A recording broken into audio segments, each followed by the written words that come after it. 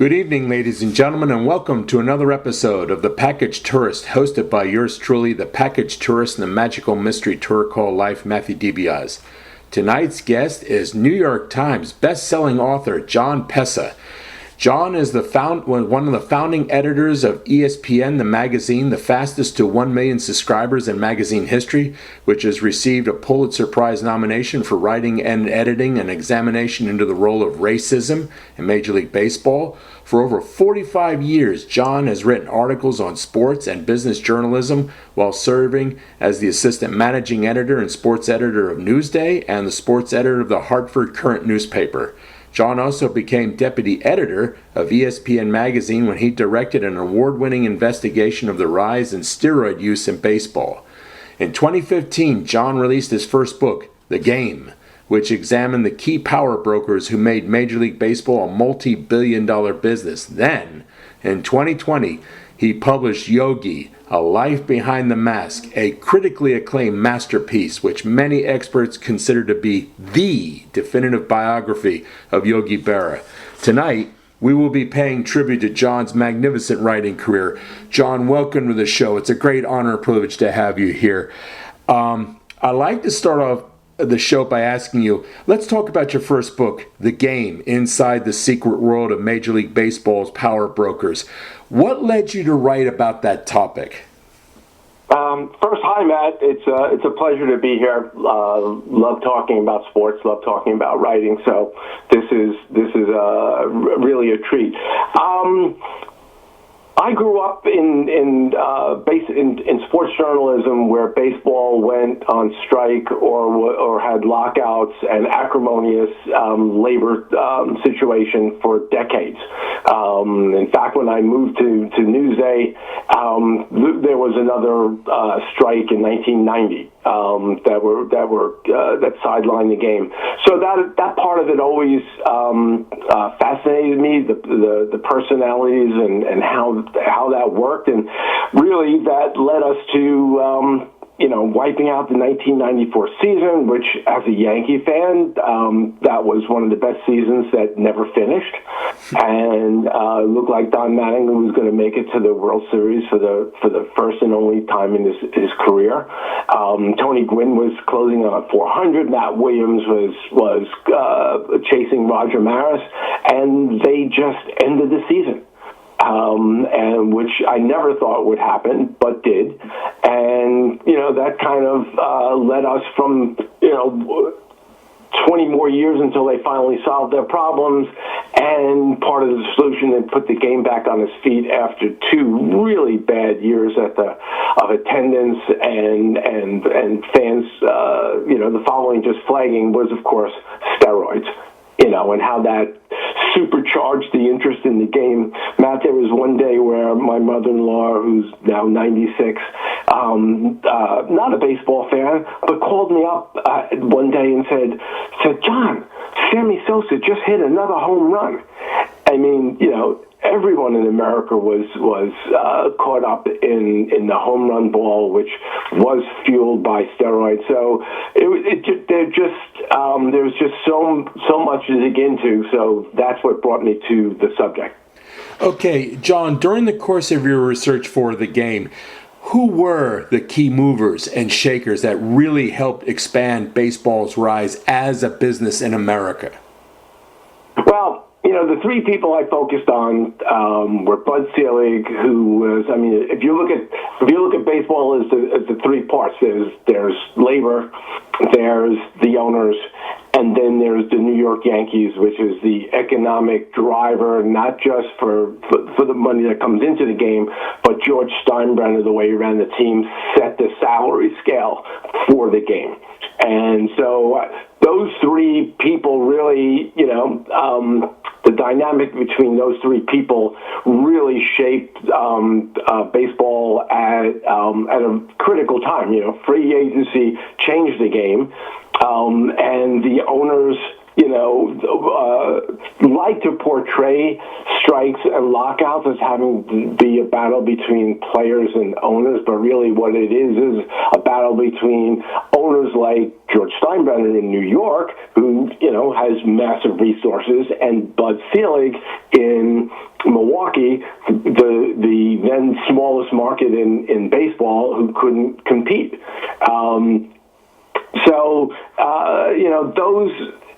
The three.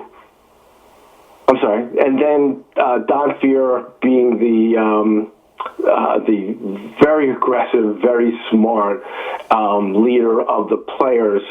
And the Players Union went from a group of players who were afraid of Marvin Miller and only wanted to get an improved retirement package to the best union in the country.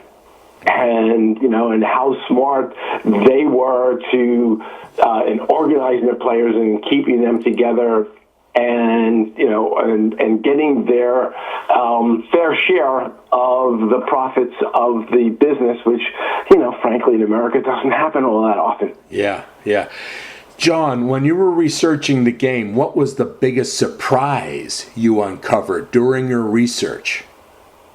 Well, I got to tell you, a lot of this I had covered as an editor and a writer for a long time. But when you really dig in, one of the things that really took me by surprise was the intensity of the dislike and resentment for Steinbrenner among the owners, because George. He was a businessman, and he, ran his business, and, he, as he liked to say, I boarded in New York because I wanted to play in New York, and I'm sorry if you don't make as much money in Milwaukee, but this is the way the game is played. And, he would sign second, backup players to starting player salaries, which just raised everyone's salary, payroll, especially through arbitration, which you have no control over unless you just want to give up your player. So, he played the game to win. He poured the money back into the franchise to get the best players. Didn't always succeed. Didn't always understand that having an all-star team doesn't mean you have the best team. But boy, he really did change the finances of the game. And for a long time, there were a lot of owners that just the only owner that could even talk to him was Bud Selig, and to an extent Jerry Reinsdorf, Selig's best friend in baseball and the owner of the Chicago White Sox. So that really surprised me. It certainly, the research certainly confirmed what I thought about how determined the owners were to split the money between themselves and give the players as little as possible, which that's hard to think about when you're thinking that players are making $50 and $60 million. What did Tucker sign for? Like $50 million a year? Yeah. But the good example of the finances of baseball is the Lerner family in 1995 bought the then Montreal Expos to Washington to become the Washington Nationals for $450 million. That was in 1995. That team now, they want to sell it, and it is worth north of $4 billion. Let's talk about the game today. Now, considering the fact that Major League Baseball today is struggling to maintain its fan base and is tinkering with the game in order to re-energize attendance, would you think, is it true in your mind that baseball's quest to expand its corporate presence, okay, it's definitely a gain financially, but would you say the game has lost its soul spiritually and it's losing its fan base in the process simply because the corporate structure is causing the game to lose its soul, in a sense? I'm of a couple of minds about that. One, actually in the last 3 years, baseball attendance has been on the upswing. Baseball viewership has been on the upswing. And part of the reason for that is something I never would have believed possible, but betting. The incorporation of betting into all sports, but it has really helped baseball. And because you used to only bet on football games and office pools for the NCAA tournament, but baseball now is big into betting, and that's a huge revenue stream. I think they made some changes that they had to make, which I thought was very smart. Getting rid of, finally putting a pitch clock, because I can't tell you how much my wife would complain that I would yell at the screen for the pitcher to throw the ball, or yell at the player, the hitter, to get in the batter's box and hit. And 4-hour games. I mean, I love baseball; it's my favorite sport. Yeah, played it, love it, but 4-hour baseball games is too much. And in Yogi, we'll talk about the Yogi book later, but I mean, in Berra's times, games were played in 2 minutes and 2 hours and 15, 2:25. Yeah. And those games were, oftentimes they were high-scoring games, but they played the game. They didn't stand around. They didn't pose. They didn't do all the things that really slowed the game down and was making it boring. And also, I think it didn't have as much effect as I would like, but they outlawed those ridiculous shifts that was just choking hitting out of baseball.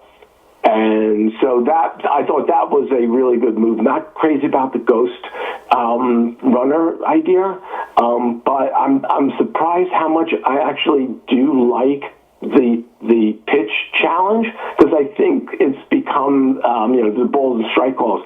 First of all, it's just kind of interesting, and there's some strategy behind it, and I actually do think that it's made the umpires better, because umpiring behind the plate, which is tough with the way with how hard people throw and how much they can make the ball break. It's a tough job.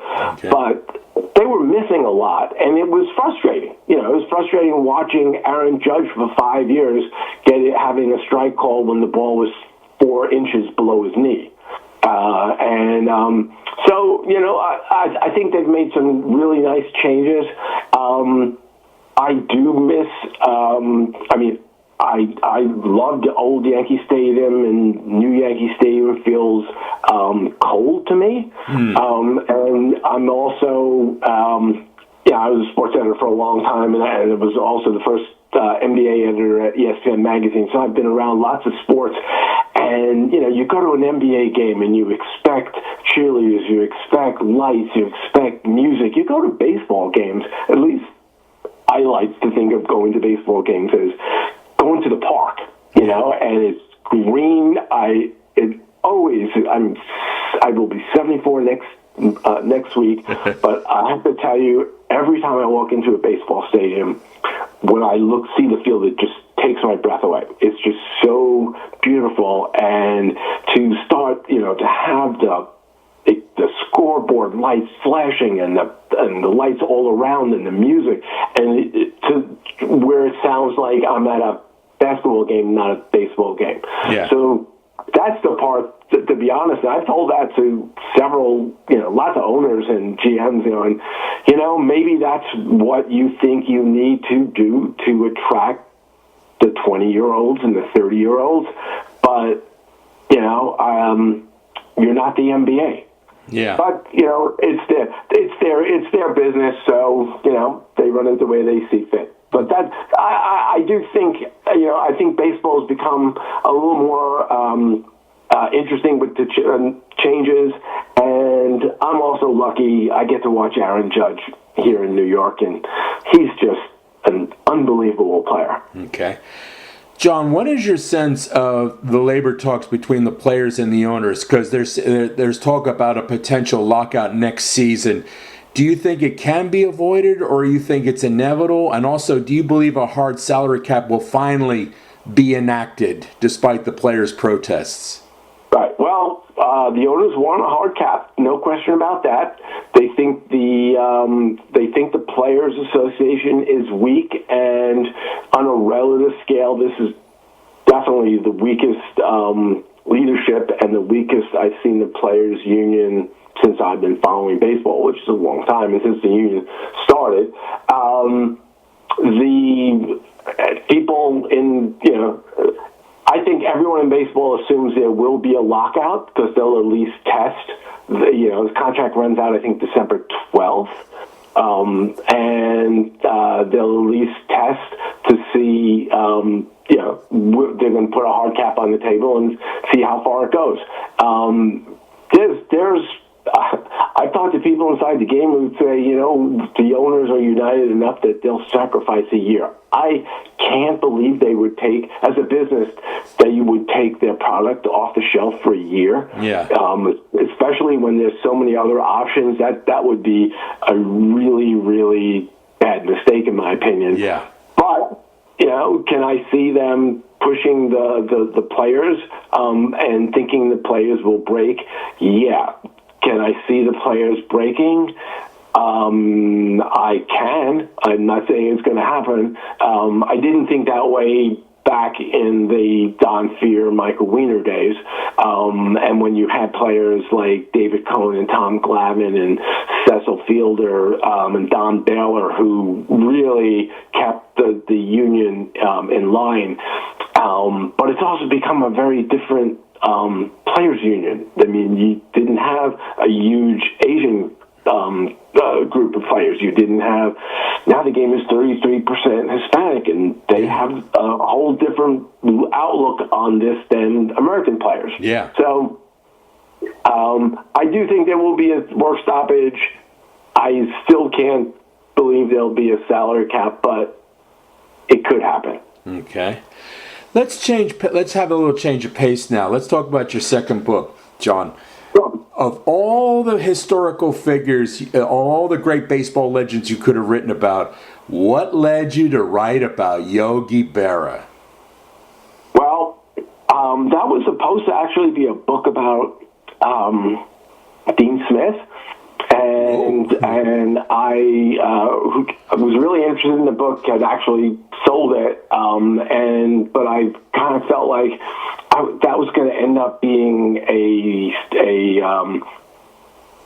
book about how much I think the NCAA should be burned to the ground. And having done the business of baseball, and that was a pretty contentiously reported book at times, got yelled at more than one occasion. I just wanted to do something I thought was fun, and I wanted to stay in baseball, and Yogi Berra was my father's favorite player. Wow. So my father was a catcher. He made me into a catcher until someone changed me to the center fielder. And Yogi was just, an intriguing person that, even though so many books were written about it, first of all, everyone has their own take on things. And second, there's so much to dig into someone's life, no matter how many times people write stories about you. And there are so many things I learned about Yogi and about the time period, which, my first book started in 1992, I think. Yeah. So I'm 30 years old. Okay, well, this book starts in 1925. Yeah. And so this is my father's era, and learning about America in the 30s and the 40s and the 50s and what it was like, and what it was like to be an Italian growing up in America in the 30s and 40s, which I was stunned by the level of racism and prejudice against Italians. Embarrassed to say I wasn't aware that there were internment camps for Italians during World War II in America. Yeah. And that Joe DiMaggio's father was not allowed to go to Joe DiMaggio's restaurant on the pier in San Francisco because Italians were not allowed. They confiscated all their boats in San Francisco Bay, and they weren't allowed that close because there was a big Navy installation in the bay. Yeah. And of course, Italy was the enemy. So it was really just, there's so many interesting pieces of Yogi's life that it really just, it just drew me in. Okay. John, how much cooperation from the Berra family did you get when you wrote the book? Any cooperation or help at all? Well, it's interesting. Books on famous people go two ways. Some will help you, and some don't want to cooperate at all. The Steinbrenner family, through my two books and articles that I've written, has always been cooperative. Most of that is through Hal Steinbrenner, who's basically been appointed as the point person for the media for the family, and he's been great. There are times when I'll ask him questions and he'll say, "John, that's not a question I'm going to answer." But we've really had some really good conversations about his father's role in baseball, about the Yankees, about the business of baseball. So he's been great. And Yogi's kids not only did not want to cooperate with the book, but they didn't, for whatever their reasons, want me to write the book. On the other hand, there were lots of people in Yogi's life, including the first executive director of the museum in the Yogi Berra Museum in Montclair, which is just a really nice little museum that you feel like you're in a big wing of the Hall of Fame, because the same person who designed the Hall of Fame designed this museum, and it's exceptionally well done. And his name is Dave Kaplan, and he probably spent as much time with Yogi in Yogi's last 25 years as anyone alive. Took him. Yogi would go to at least one game every home series at Yankee Stadium, and Dave drove him and to all the games and spent all the time with him. And of course, Yogi's clubhouse after once the museum was built was the museum. So he was really terrific, and Yogi's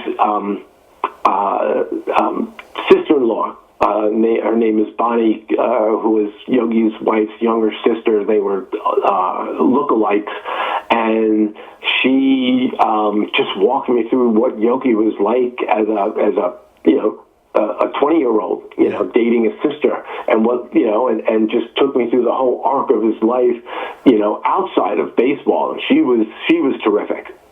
So there were lots of people, and I found three men who grew up with Yogi, literally in the same neighborhood, down the street. Joe Garagiola really was not well, but his son cooperated extensively. In fact, wrote a blurb for the book, and he was great about Yogi. He knew Yogi really well, and Yogi's godson, Larry. Who also lives in St. Louis. There were lots of people who really filled out what really was a kind of an extraordinary life, both off the field as well as on the field. During the course of your journalistic career, did you ever get to meet and interview Yogi directly? And if so, what was it like? Yeah, no, I was with, I was at games where it was group interviews and things like that. And unfortunately, when I decided to do the book, Yogi was not well, and in fact died 5 months after. Yeah. But my best friend, who's also in the business, Claire Smith, who helped me on my first book, she covered the Yankees for me at the Hartford Courant, and then covered him for the New York Times, and knew Yogi really, really well. So she was kind of a really good, for me, window into Yogi. And what kind of person he was. And it was interesting, too, because she was one of the very first female sports writers. And she would say that, with people of Yogi's generation, they didn't quite know what to make of having a woman covering baseball. I mean, some hated it. Others just were kind of perplexed. And she said that, Yogi, when Yogi was when she got assigned to cover the Yankees, she walked up to Yogi and introduced herself and said, I hope we have a good relationship. And he goes, "You want to do the job?"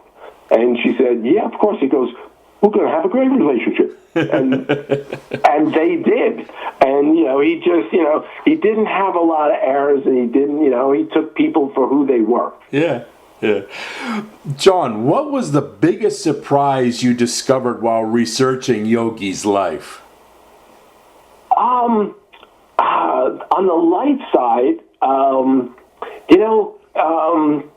I think on the off the field was the first part. Again, just the America that shaped Yogi, the discrimination against Italians, and his first year in baseball in the minor leagues, he played in small minor league parks, and the things they would yell at him would be usually slurs against Italians, and to the point where his manager finally came to him and said, "Look, if you're going to have rabbit ears, you're never going to make it through this year. They paid their money. They're going to yell at you. You're the best player on the field. Just ignore it. Hard as it is to do, you just got to tune it out, because that's just, it is what it is." So that part really surprised me. And then I'd say the second half of Yogi's life, into being a coach and but more becoming the cultural icon that he became, was just how everybody knows Yogi. Yeah. I mean, you don't have to be a baseball fan. And, most Americans and a lot of people around the world know who Yogi Berra is, and held him and continue to hold him in very high regard. And I think that was something that he took seriously and tried to live up to. Okay. John, when you were doing your research, how did Casey Stengel see and bring out the greatness in Yogi Berra that other baseball figures failed to see? Because not everyone thought Yogi was going to be what he eventually became.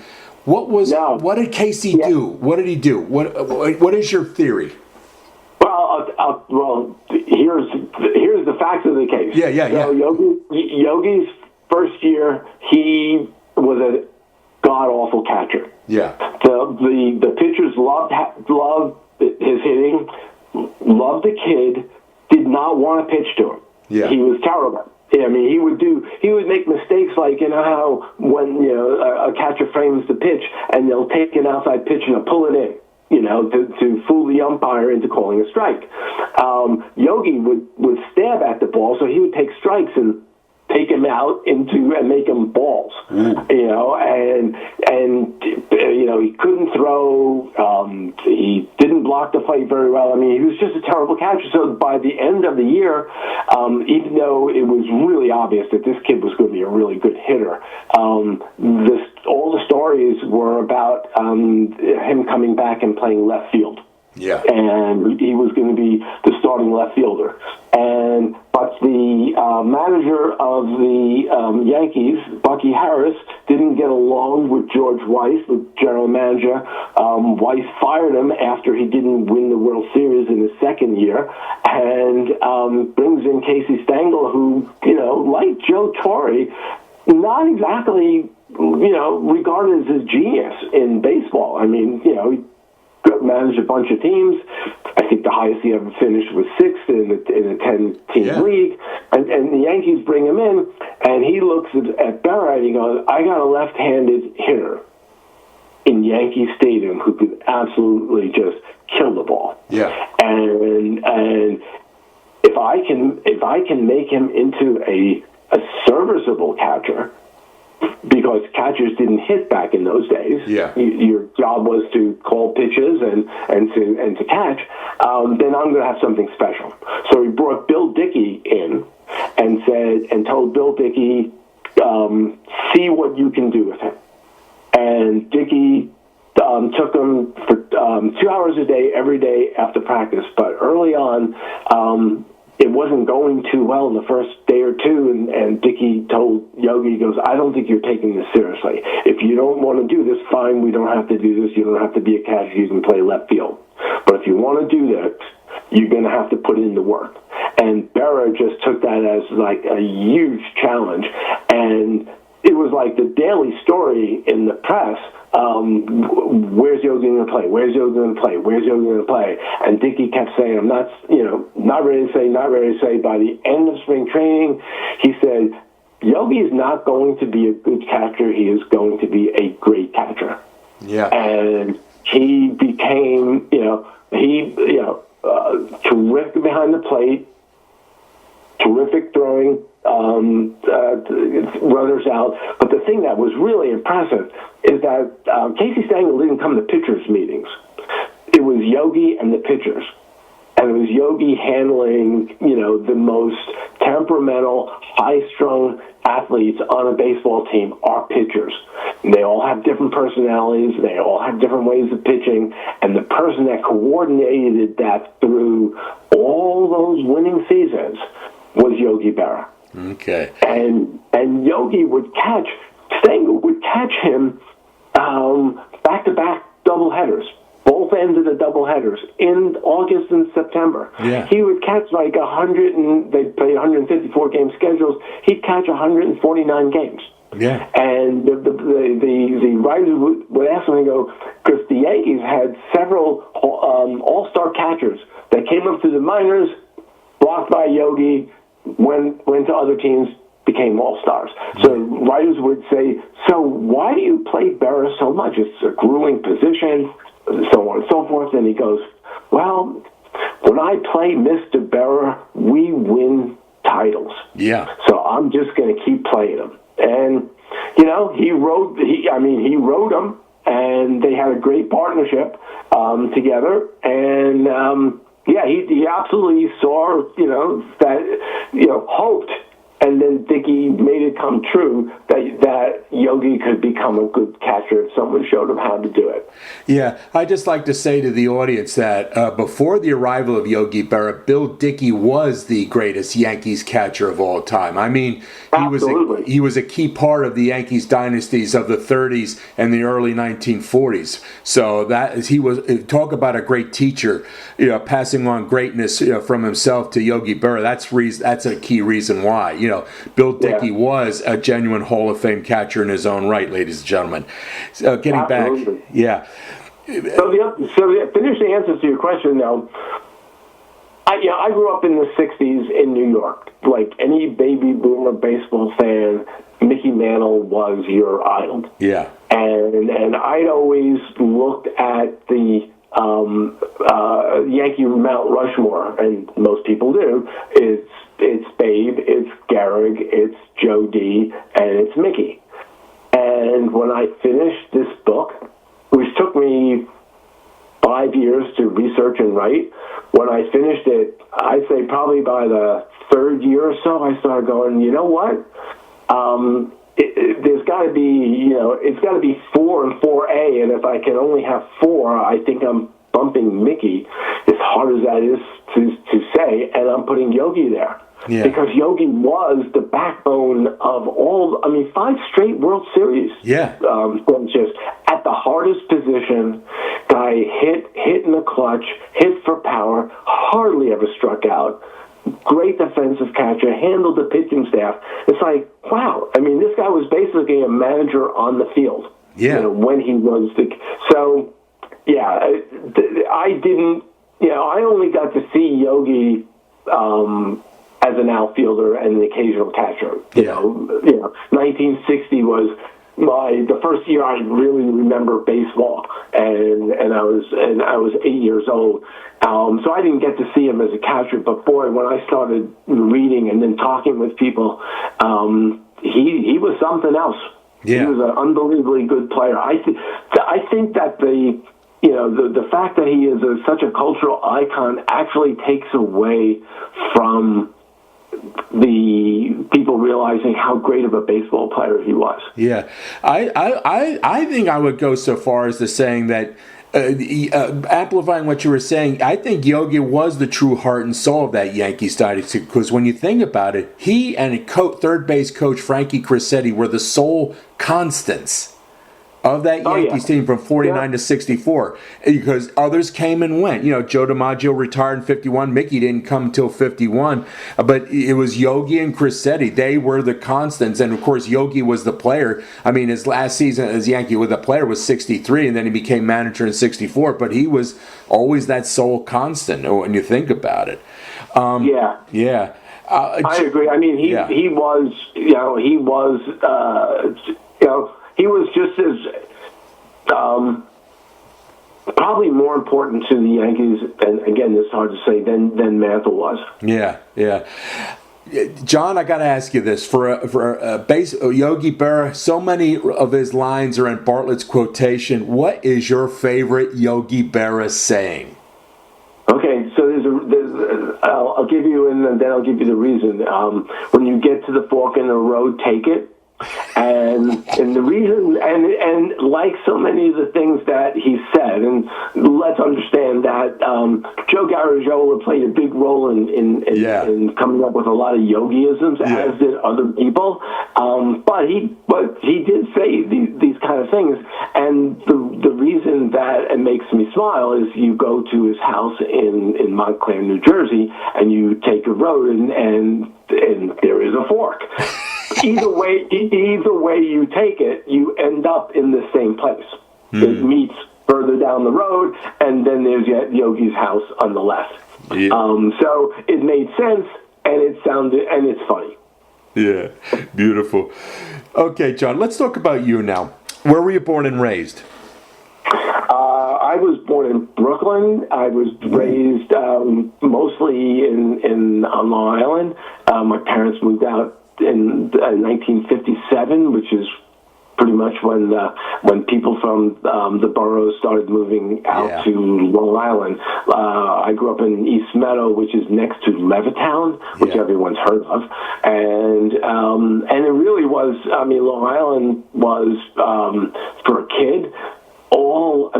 Every block had couple of kids in every house. 3, 4, 5. We had more than enough kids growing up to play 9-on-9 baseball with other people waiting to get in the game. And it was I love sports. There was lots of sports in New York. Played sports. It was really a really nice time to grow up on Long Island. It wasn't nearly as crowded as it is now. Now, Nassau County and Suffolk County, the two places on Long Island, are combined a little over 3 million people. And Suffolk County, which is where Carl Yastrzemski grew up, we growing up in Nassau County thought of Suffolk County as potato farms, which it mostly was, and then Carl Yastrzemski was from there. And now there's 1.5 million people living here in just that county. So it was a fun time to grow up here, and went to University of Maryland. Tom McMillan, Len Elmore era in basketball, when Lefty Driesell said that he would make Maryland into the UCLA of the East, and the ACC was. I loved watching ACC basketball. And then started on the road to you get into into journalism, and I took the route of starting at small papers and working my way up, and hoping that I was going to get noticed by one of the big papers, and I got my break 5 years in at a paper called the Washington Star, which doesn't exist, but at one time was the largest paper in Washington, D.C. And we had a great sports section, and Time Inc. bought the paper and then closed it 3 years after I joined. Ouch. But journalism, you do move around a lot. That led to Hartford, and that led back to Newsday, which is the paper that I grew up reading, and really heavily influenced. I mean, I remember sitting on my front stoop waiting. It was an afternoon paper, waiting for the paper to be delivered. I couldn't wait to read the sports section first, but I read a lot of the other papers, parts of the paper as well. And it was just an exceptionally good and well-written newspaper. And then ESPN magazine, a friend of mine was the development editor and asked me to join, and that was a 4-year journey that ended up in ESPN magazine, which was really an interesting place to work. Did that until it was time to write books. Okay. A super quick question. What section of Brooklyn? Because that's got a lot of sections in it. What section of Brooklyn? Yeah, to be honest, I was so young when I think they moved when I was 2 years old. Okay. To Queens, and then which I lived that I know because that was Bayside, and I also remember being like 4 or 5 years old because we moved when I was 5, and my father would dress me in pinstripe uniform and pitch to me because he was a huge Yankee fan. Okay. And that was my introduction to baseball. Okay. John, whenever I interview an author, I always ask this standard question. When you were growing up, who were your favorite authors? And of those favorite authors, did any of them light the spark inside you to become a writer or perhaps influence your writing style? I became a writer. Actually, I went to school to be an engineer, and lots of people do that, and very few see it through. And I just came to realize I always loved writing, and that led me to the sports section of the school newspaper. And by the way, the editor that gave me my first story is now my brother-in-law. That's another whole long story. But like I said, Newsday, all of the Newsday writers I thought were really good, and I actually would read, take their articles and break down how they wrote them to kind of learn, what they did that I liked so much. And it was kind of weird because I was, I think, 36 when I became sports editor at Newsday, 37, and a lot of those people I worked alongside of as their sports editor. The author, William Manchester, I loved. He wrote The Glory, a two-part narrative history of America, 1932 to 1972, Glory and the Dream. Yeah. Heavily influenced the way I write and the way I think. I read it, he was one of my favorite authors. And then David Halberstam. Yeah.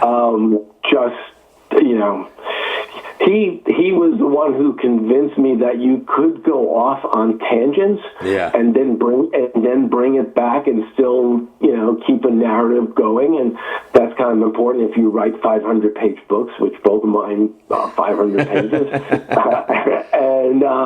But I don't do it as well as he does, but I learned a lot. I learned a lot from him, and one of the books that really influenced how I report, because it was reported so smartly, was a book called Disney Wars, which was written by a Wall Street Journal writer who